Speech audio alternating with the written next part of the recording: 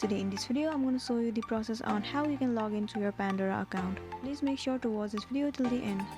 The very first step is to open your application Pandora. You can easily get this app from Play Store or an App Store.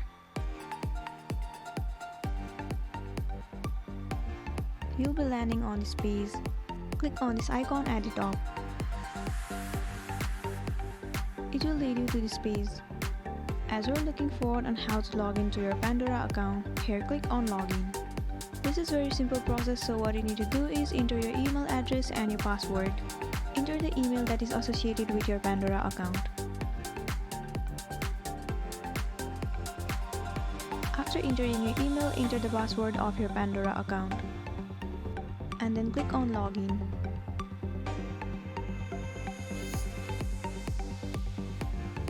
There you go, you have successfully logged into your Pandora account.